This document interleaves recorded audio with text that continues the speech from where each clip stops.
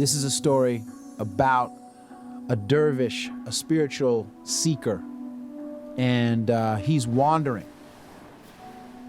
around the Middle East, fasting, praying, trying to learn about God. And he comes to an area called Sandy Hills.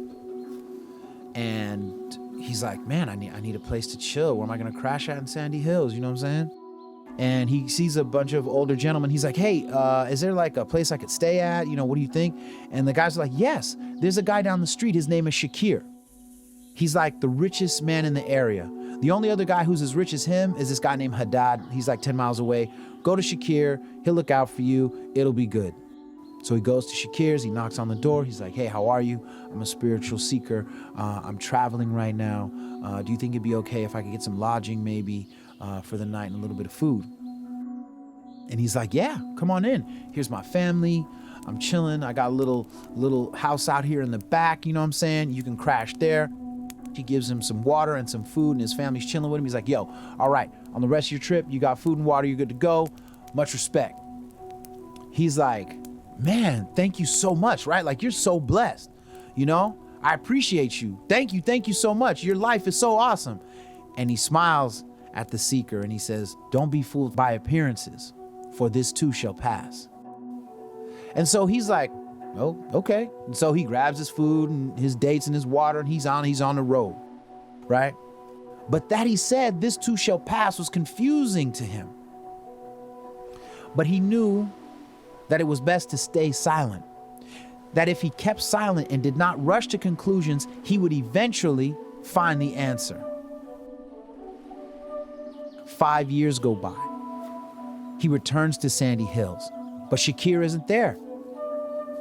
He now worked for Haddad. He's like, what? They're like, yeah, man, he now works for Haddad, man. You got to go 10 miles down the road. He's not even here no more. So he walks 10 miles. He sees Haddad has this amazing place. He knocks on the door. Shakir answers. He's dressed very shabbily. His clothes are not lit, but his face is as radiant as ever. So the seeker said, what happened? Shakir's like, man, a flood came, washed out the cattle, washed out the house. I lost everything, but I got my family. And because I lost everything, but I know what I'm doing, Haddad hired me to work for him. So now I work for him and I can still look out for you. The accommodations were not as cool as the first time, but he had accommodations. He got his food, he got his water, and he heads out. But right before he heads out, he turns to Shakir and he says, man, I'm really sorry for what happened to you and your family. I know that God has a reason for what he has done. And Shakir smiled and responded, oh, but remember, this too shall pass. The seeker still has questions in his head, but he leaves. He travels for 7 years. Okay. He's maturing. And he heads in the direction of Sandy Hills. And he comes across Shakir again to find that Shakir is the richest man in the area. And he's like, what happened? You're back, baby? And he said, you know what? Haddad passed away. But because of my loyalty and my hard work with and for him, he left his entire estate to me. And he's like, man, this is fantastic. This is great. So he stays with them. They exchange pleasantries and wisdom and laughter and good food and whatnot. And then he says, hey, I'm actually heading to Saudi Arabia for the pilgrimage to the Kaaba in Mecca. I'm excited, And he's like, hey, I'm excited for you. So they get ready to head off. And he's like, thanks for everything. I'm really happy everything is, come back to you. And he's like, appreciate it. But remember, this too shall pass. So Shakir goes to Mecca. After that, he visits India. And then he went to his homeland of Persia.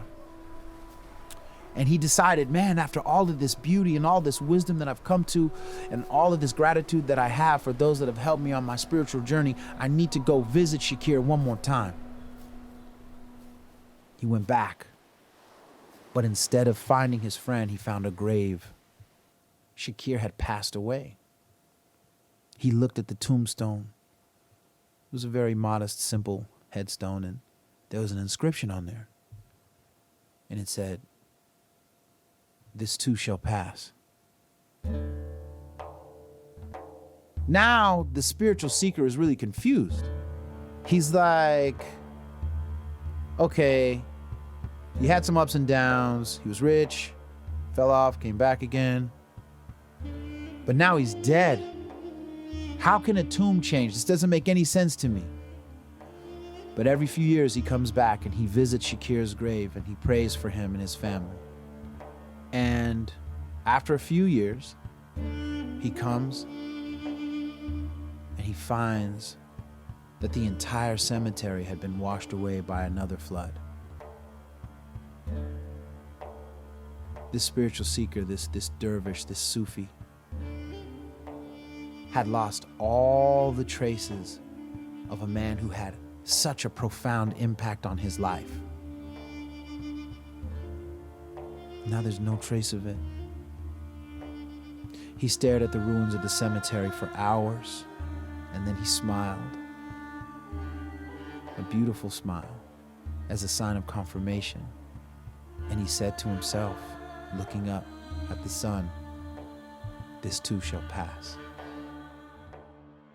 Because of his wisdom and understanding, he became very popular. And one day a messenger comes to the dervish and says, "Hey, the king heard you're in the area and he is looking for a wise man to help him. He hasn't been well." And it turned out that the king was getting people together. He was going to have a ring made. And the thing was, he wanted a ring that when he was really happy, it would calm him down, maybe almost make him a little sad. And that when he was kind of sad and feeling down, it would lift his spirits. He had hired all these people from all over the world, and he hadn't really figured it out. He hadn't really figured it out.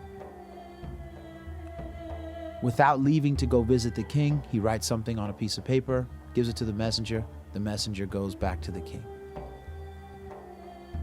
About 30 days later, the servants bring the king an emerald ring.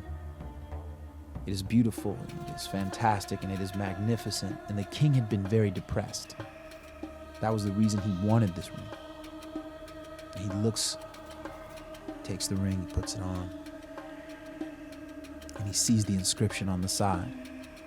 And it says, "This too shall pass." And he starts to smile, and his mood lifts. He looks at it again. He gets centered. "This too shall pass."